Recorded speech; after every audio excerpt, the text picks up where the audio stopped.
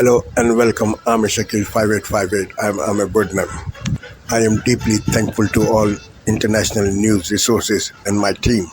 Following are the news which have been reported by American, European, Canadian, Australian, African, and Asian channels, and AP, AFP, and Reuters news agencies. Now the headlines. Middle class is the backbone of any country. Kamala Harris. Progress has been done in ceasefire talks of Gaza, but some points are sticking. America also is in Sudanese civil war. Sudan is on fire.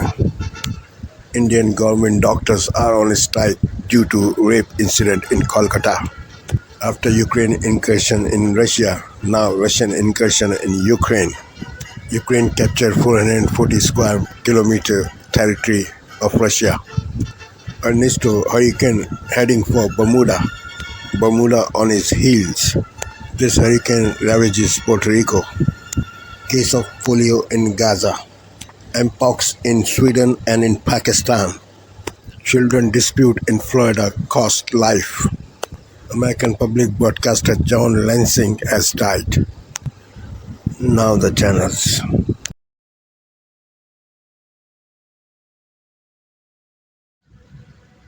I'm Amy Goodman.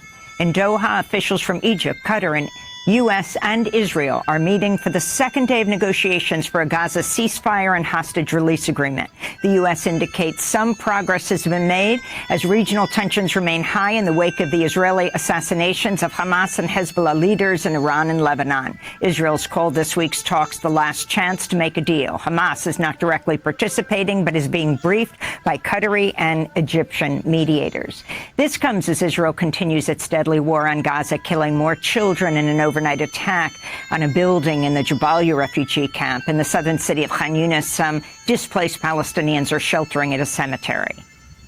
I can see that every day the number of martyrs will increase. Yesterday there was a bloodbath in the Abu Shahma family and the Waidah family in which 20 or 30 people died and people are still under the rubble. And as we sit in the cemetery, more and more martyrs are being brought in. One feels that they don't know whether they're dead or alive. I tell you, I hope to die. One hates living now. Unfortunately, there is no joy in living at all and one doesn't want to keep living. In the occupied West Bank, Israeli settlers shot and killed at least one Palestinian, critically wounding another Thursday as a horde of armed settlers attacked a Palestinian village near the city of Qalqilia. Over 620 Palestinians have been killed by Israel in the occupied West Bank since October 7th, while the official death toll in Gaza topped 40,000 this week. The true toll is certain to be far higher. The Biden administration's announced patients will pay lower prices on 10 high-cost and common prescription drugs, including blood thinners and arthritis medication, the result of the first round of Medicare negotiations. The new costs range from 38% to 79% lower than the current list price, but won't go into effect until 2026. Medicare would have saved $6 billion if the new prices had already been in effect last year. On Thursday, President Biden, Vice President Kamala Harris touted the landmark deal as they appeared on stage in Maryland for their first joint event since Biden withdrew from the presidential race. You may have heard about. Let's bring in Brett Baer, special report anchor. It's interesting, Brett, because she kind of was trying to please everybody here. She said that she wants to raise salaries, but lower the price of food and other items. And as a lot of economists would say, very difficult to do both of those. Yeah.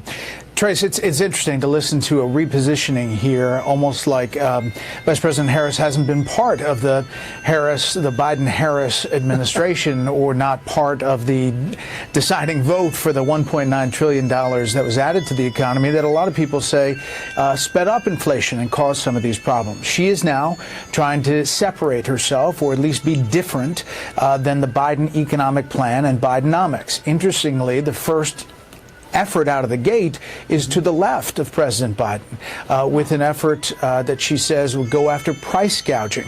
I was saying this before she started, that there are a number of economists, obviously on the right, but definitely on the left too, who have concerns with some of these plans. Obama economist Jason Furman said that the Harris proposals are misguided, and he added, and this is a quote, "Hopefully they won't matter. This is not sensible policy, and I think the biggest hope is that it ends up being a lot of rhetoric and not reality." You know, grocery stores on average have a profit margin of about 1 to 2%. It went to historic lows in 2023 at 1.2%. So going after the corporations for price gouging raises a lot of questions about supply chain and the supply that would be left. Then when you talk about housing, it sounds great to give everybody $25,000 for first-time homeowners to go after down payments, but does that lead to the prices of homes going up $25,000? And the real crisis is about supply in housing.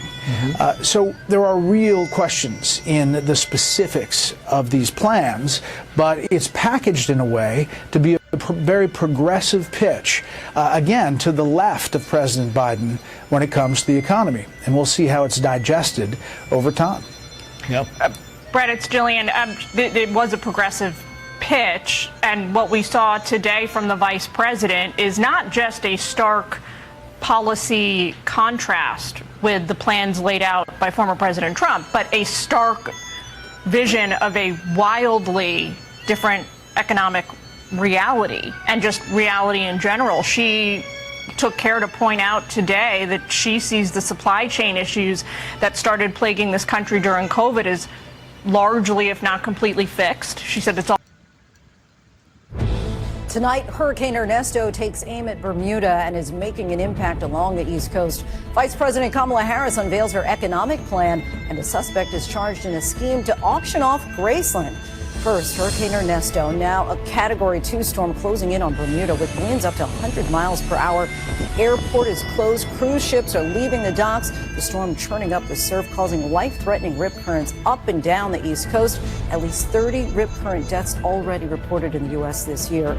The race for the White House, Vice President Kamala Harris reveals her economic vision for this country, calling for programs to help families buy homes and cut the costs of groceries and medicine.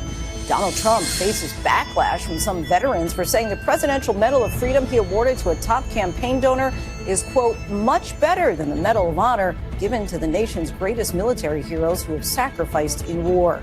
A potential breakthrough in ceasefire talks between Israel and Hamas. President Biden sounding optimistic, saying we are closer than we've ever been.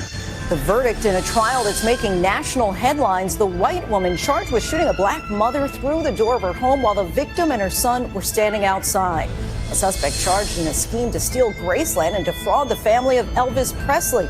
Prosecutors reveal alarming new details about the death of actor Matthew Perry, but we're now learning about the state of his addiction after 5 suspects were accused of supplying and administering the drug that killed him. And America Strong tonight. 2 sisters and a surprise homecoming in front of the entire elementary school.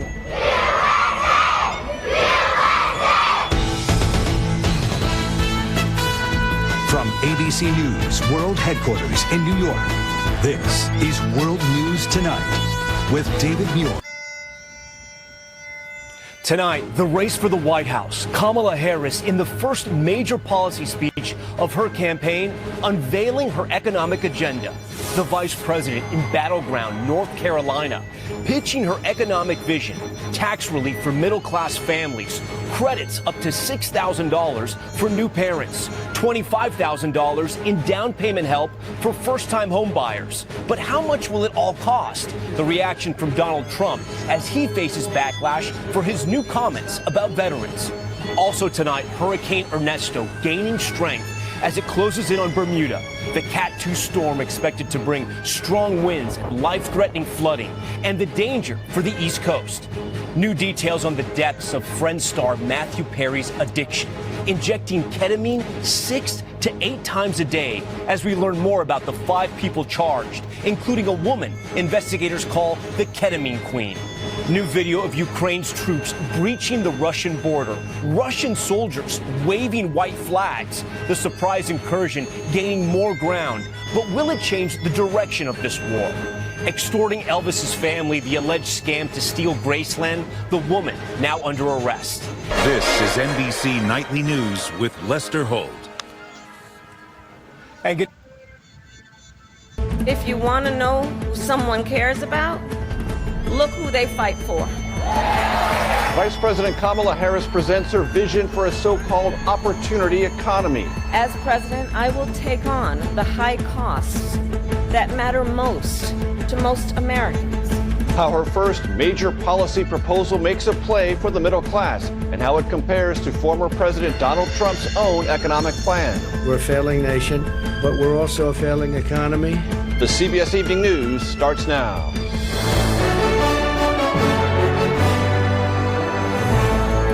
Good evening, everyone. I'm Major Garrett in for... I'm Amna Nawaz. And I'm Jeff Bennett on the NewsHour tonight.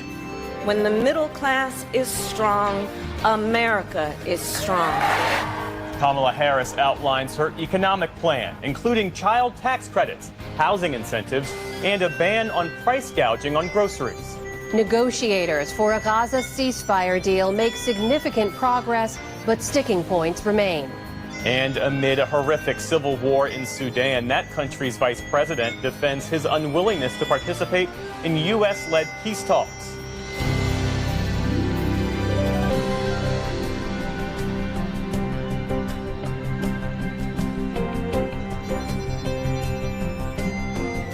I'm Stephanie Tsai with NewsHour West. Here are the latest headlines.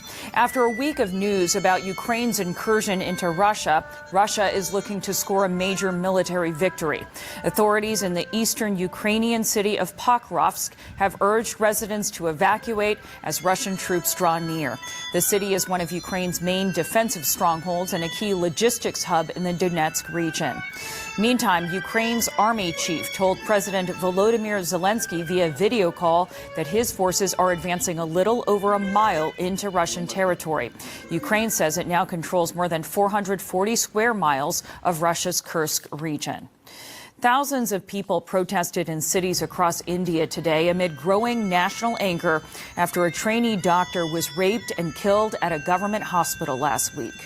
We want justice! We want justice! We want justice! At one rally in New Delhi, medical workers in their white coats joined protesters to call for accountability. The protest began a week ago when police found the bloodied body of the 31-year-old at a medical college in Kolkata. An autopsy later confirmed she had been sexually assaulted. Women of this country are being wronged daily. Whether you are a rich or a poor woman, educated or uneducated woman, everyone's fate is the same. Predators can do anything they want to women in this country. There is no justice. There is no action. Final hurricane preparations are underway in Bermuda as Ernesto turns close.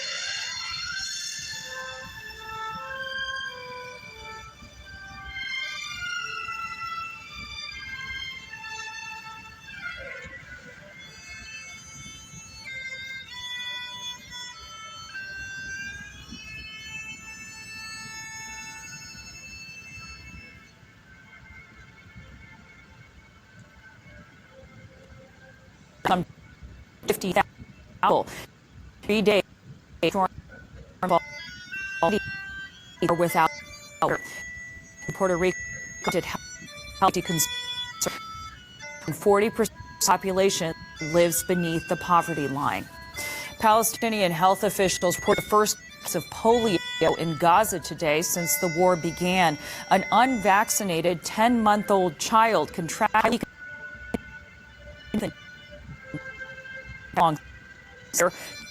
for vaccination of Gaza's 640,000 children. A jury in Florida has convicted a woman who shot and killed her neighbor in a dispute over children playing near her home. The all-white jury found 60-year-old Susan Lawrence guilty of manslaughter after 2.5 hours of deliberation. The children's mother, 35-year-old Ajike A.J. Owens, was killed when Lawrence fired a single shot through her front door in June of last year. Tried to use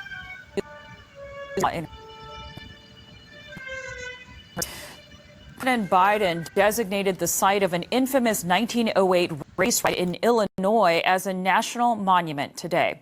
Mr. Biden was joined by lawmakers and civil rights leaders in the Oval Office as he signed the proclamation making the site federal land. The monument covers more than 1.5 acres and serves as a reminder of the two-day riot by white mobs that resulted in the deaths of several black residents and destroyed dozens of homes and businesses. At the White House today, President Biden said it's important that such history doesn't fade away. People want to erase history, to literally erase history. We're allowing history to be written what happened. So our children, our grandchildren, everybody understands what happened and what can still happen. The NAACP was created in the aftermath of those riots. New Jersey Governor Phil Murphy picked his former chief of staff today to replace Senator Bob Menendez. The Democrat plans to resign later this month following his federal bribery conviction. At a press conference in Newark today, Governor Murphy said George Helmy will serve in the Senate until shortly after the November election. Once a winner is certified, Murphy will appoint that person to fill the role until the new Senate is sworn in early next year. Democratic Congressman Andy Kim is running against Republican real estate developer Curtis Bashaw for the seat. And public broadcasting has lost one of its own. Former NPR chief executive John Lansing has died just months after leaving the job. In his 4.5 years at the helm, Lansing saw NPR through the COVID pandemic, staff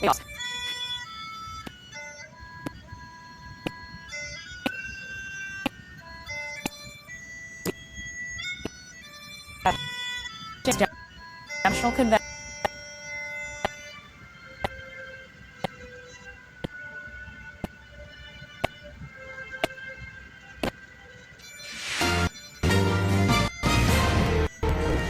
On this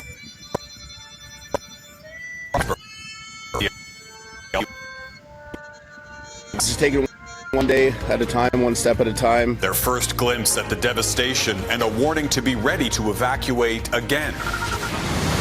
The mess in Montreal. A gushing geyser floods streets and homes after a major water main break. Plus, the legal troubles surrounding one of Canada's greatest equestrians. Questions over whether he faked a terminal illness. And Raygun responds. I did take it very seriously. I worked my butt off. The Australian breakdancer hits back at the hate after her viral, controversial Olympic performance.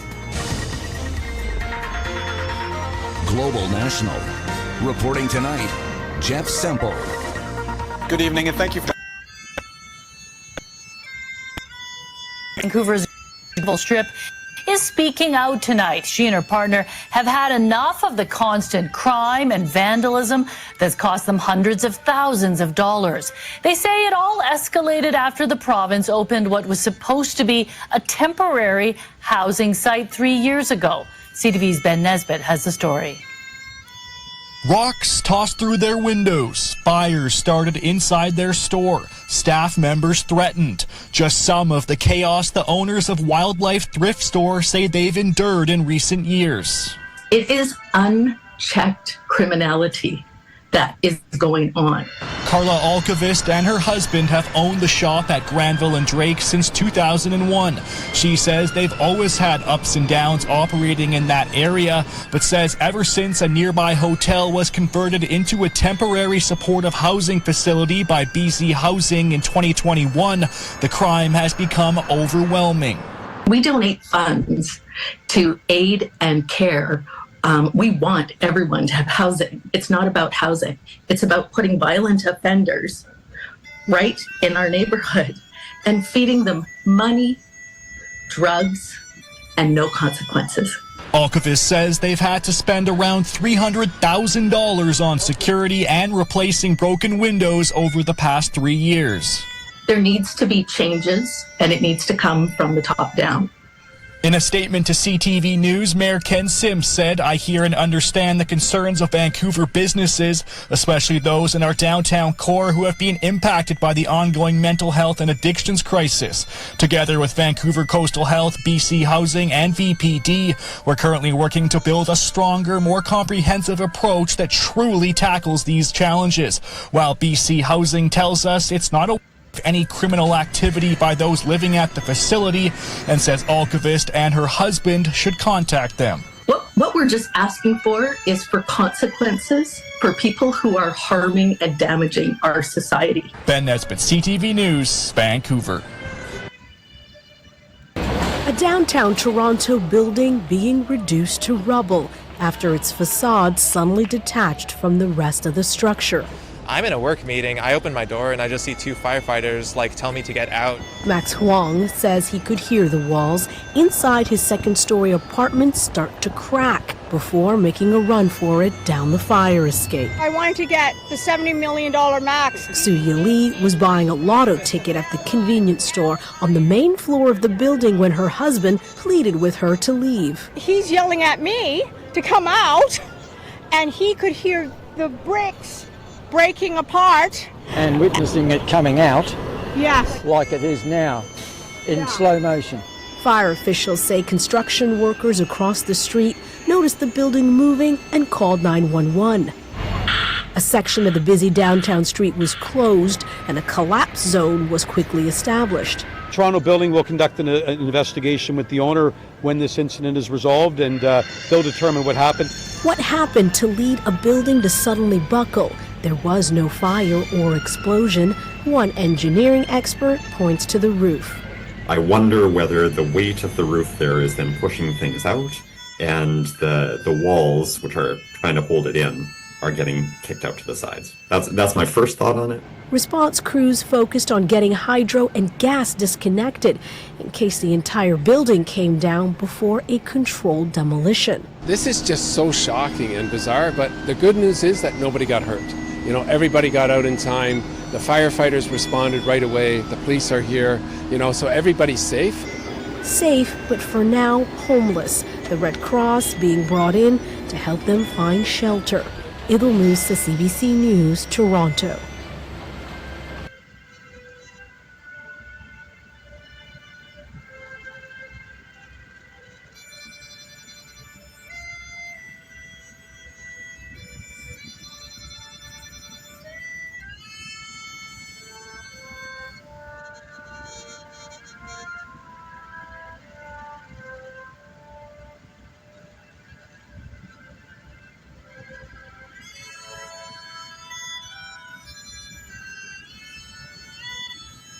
Paradise, Sunday, September 8, ABC. Today, a ceasefire in Gaza closer than ever, according to the United States, as the UN calls for a pause in fighting due to a case of polio.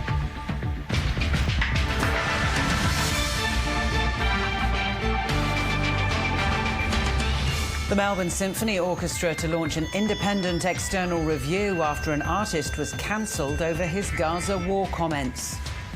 The anti-intervention defended by former PN John Howard nearly 2 decades on. And legendary Australian racehorse Black Caviar dies at the age of 17.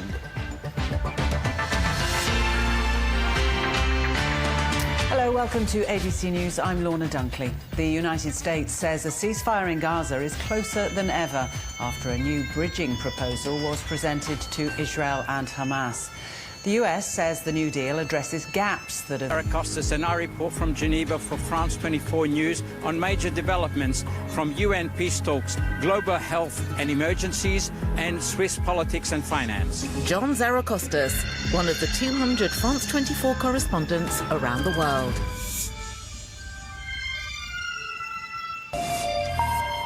Hello and welcome to Daybreak here on France 24. These are this morning's main news headlines.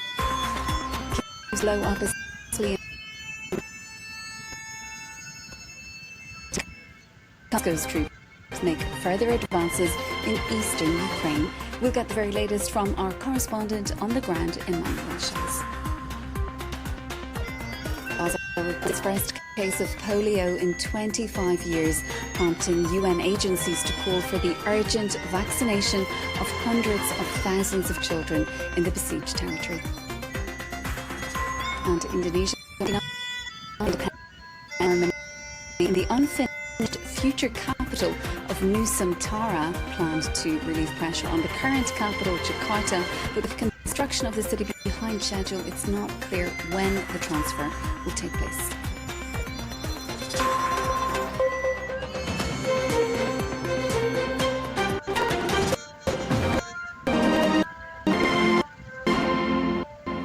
Good to have you with us. First this hour, Ukrainian forces have destroyed a strategically important bridge in Russia as they continue their counter-offensive in the Kursk. They've been trying to divert the Kremlin's military focus away from the front line in Ukraine by launching a bold cross-border mission and say they're now in control over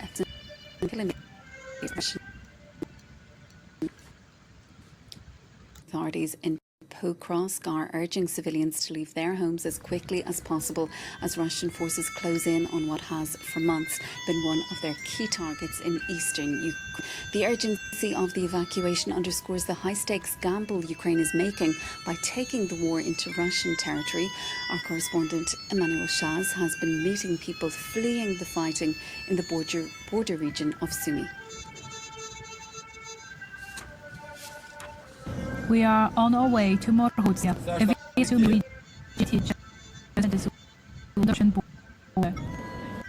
The local Red Cross has to evacuate an elderly person, a high-risk mission, as humanitarian workers are also targeted by Russian bombs.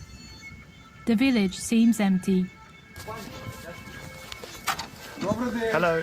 Here is Valentina, 79 years old, Gennady.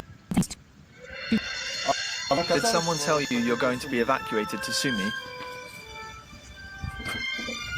There's no one for me there. Please sit down. They lied to me? Well, we don't know. Your family asked us to come and get you and take you to Sumy. They said that there should be the passport here. The passport. Valentina is confused and no longer sure she wants to leave. With the constant risk of bombing, the humanitarian workers have to be quick. After a long hesitation, to follow them.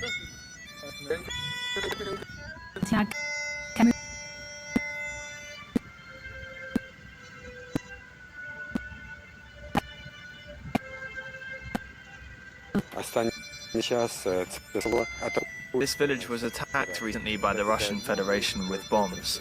Today, rockets are being fired. Last time we came, it was when 2 children had been killed in a bombing.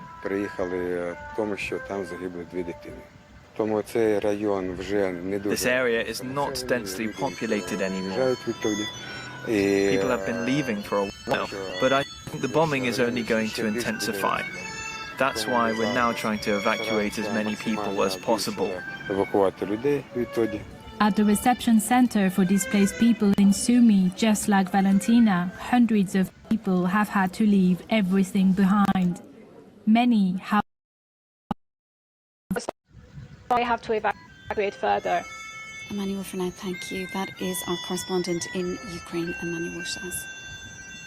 In other world news, US President Joe Biden is striking an optimistic tone about the possibility of mediators reaching a ceasefire for Gaza after talks in Qatar paused on Friday, with negotiators to meet again next week. In a joint statement, Washington, Doha and Cairo said a new proposal had been presented to end the fighting, building on points of agreement over the past week. But a senior Hamas official who was not present at the talks is accusing Israel of failing to abide by what had previously been put forward by mediators. Charlotte Hughes has the details. As the curtain closed on the second day of Gaza's ceasefire and hostage release talks in Doha, the US, Egypt and Qatar said they had put a new proposal on the table. The United States, with support from Egypt and Qatar, presented to both parties a bridging proposal that is consistent with the principles laid out by President Biden on May. Actually planned inaugurate the city as the country's new capital. Indonesia is marking 79 years of independence with a ceremony in the unfinished future capital of Nusantara, built to relieve pressure on the current capital, but with construction lagging behind schedule, it's not clear when the transfer will take place. From Jakarta, Justin McCurry reports. Jakarta and its 10 million inhabitants are living on borrowed time. The Indonesian capital, much of which is below sea level, is sinking. We're now 3-4 meters below sea level. You can see here that the house actually is the seawall. If you just go around, you can see these houses are completely integrated into the seawall. Victor, a Dutch engineer, has overseen the construction of a huge network of dikes around Jakarta. The seawall is 32 kilometers long. Built on unstable ground, the megacity sinks an average of about 10 centimeters every year. As an engineer, I'm scared. If this seawall would break, it's a tsunami of water. That is a direct threat. This dike is fragile and poorly maintained. Sea seeps in beneath its foundations, meaning it could collapse at any moment. Despite the dangers, local residents seem resigned to their fate. We're used to it, so we're not afraid. Besides, we don't have a choice. My work is here. I take tourists on boat rides. Tiara Salsila was born in one of the areas threatened by rising water levels. To try to spare her neighborhood, she became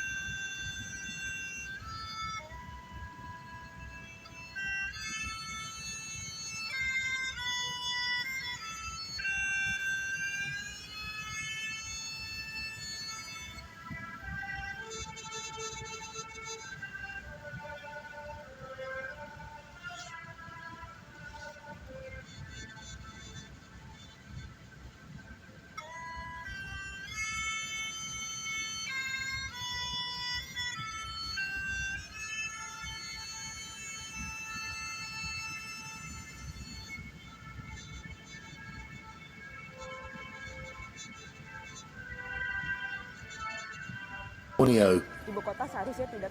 It's true that a capital city should not sink, so I support this move. But does that mean the government will completely abandon Jakarta? The new capital, Nusantara, will open on August the 17th. In Jakarta, the battle against the sea goes on, and there's not a moment to waste. If nothing is done, by 2050, nearly 2 million people could be displaced.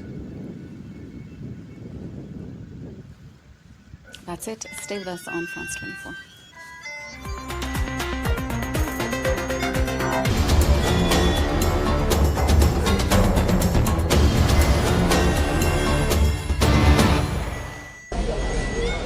In Uganda, the death toll from the collapse of a landfill in Kampala has risen to 34, with many residents and homes in the Kitezi neighborhood buried under a massive pile of waste following. The World Health Organization has declared the mpox outbreak in Congo and elsewhere in Africa to be a global emergency. The virus is usually mild but can cause rashes and lesions on the face and hands that can spread to other parts of the body. In some cases, can be fatal. We need to understand the transmission patterns. We need to understand the populations that are risked. And it's dynamic. There are multiple outbreaks that are happening. There are changes in terms of what we're seeing in the epidemiology itself. To understand that better will help us to use the limited numbers of vaccines that we have in a targeted and a most appropriate way. So I want to stress that one point. And secondly, to request if there are countries that have vaccines to donate to come forward and to work with us. Since January 2023, the DRC has reported more than 22,000 suspect mpox cases and more than 1,200 deaths. And a person is considered infectious from the onset of symptoms until the skin lesions have crusted and the crusts have fallen off. One is endemic in DRC.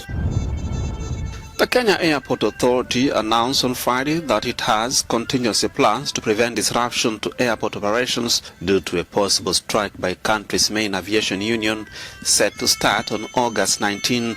The Kenya Aviation Workers Union, which represents staff at airport and the Kenya Airways, has threatened to go on strike on the proposed public-private partnership to upgrade the airport. Authorities emphasize that the discussions are still ongoing between them and the union.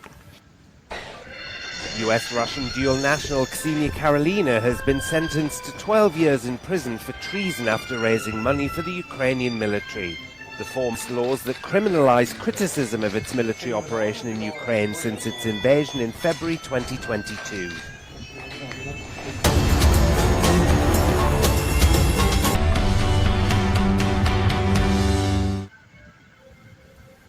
This is Asia Now. Hello, it's 2 p.m. in Singapore and Hong Kong, 11:30 in New Delhi, 1 o'clock in Jakarta. I'm Angela Liu. At this hour, hospital services across India are set to be paralyzed as doctors go on a 24-hour strike to demand justice for the alleged rape and murder of a young medic in Kolkata and better workplace safety for physicians. Indonesia marks its 79th with simultaneous celebrations in Jakarta and the new capital, Nusantara, for the very first time, amid multiple delays to the ambitious project. And U.S. Secretary of State Antony Blinken heads to Israel today to push forward a Gaza ceasefire deal. President Joe Biden warns all sides not to undermine truce efforts. We are closer than we've ever been. I don't want to jinx anything, but as my grandfather said, with the grace of God, good little neighbors, a lot of luck. We may have something, but we're not there yet. But it's much, much closer than it was 3 days ago.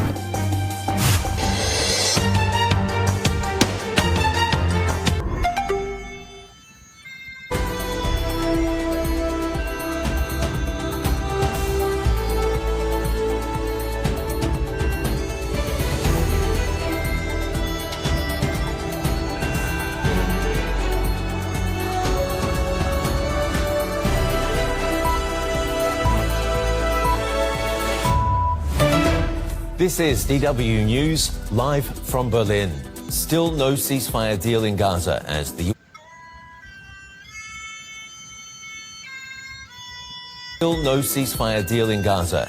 US president warns regional players not to stand in the way of peace. Negotiators hammer out the details after Washington's modified ceasefire proposal gets the backing of Egypt and Qatar, without approval from Israel or Hamas. A new beginning still under construction. Indonesia has raised its flag on a new capital city to replace Jakarta, but not yet raised the billions in funding needed to get it finished.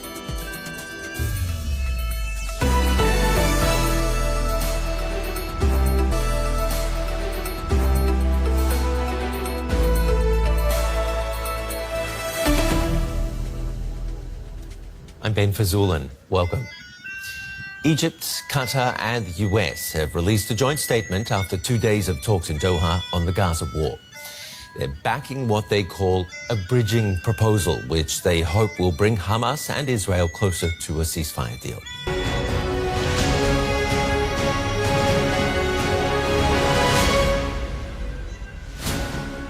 Hello, a very good morning. It's 7 o'clock. Coming up on today's programme, we see some of the strongest sentences yet handed down for this month's riots. And in sport, it's the first Saturday of the new Premier League season with 6 matches today, including last year's runners-up Arsenal.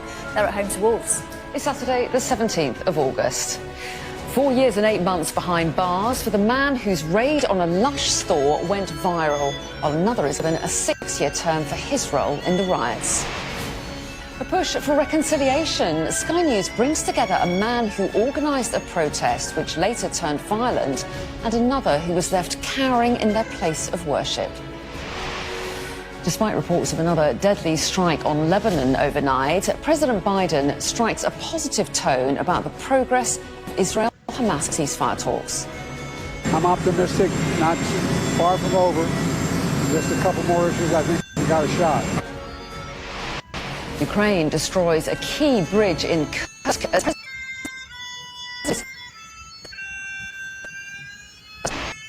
And how do you get death?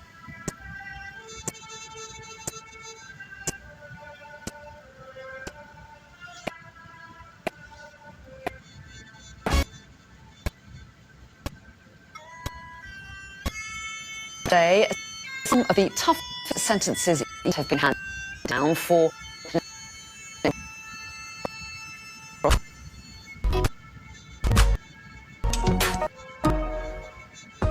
A US official says mediators are preparing to implement a ceasefire in Gaza and a hostage swap deal that would end the 10-month-long war.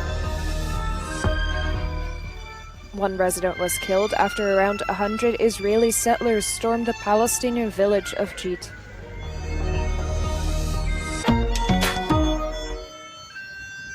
An anonymous US official has told the Associated Press that mediators are preparing to implement a ceasefire and a hostage swap deal before a final agreement is set. The official said the proposal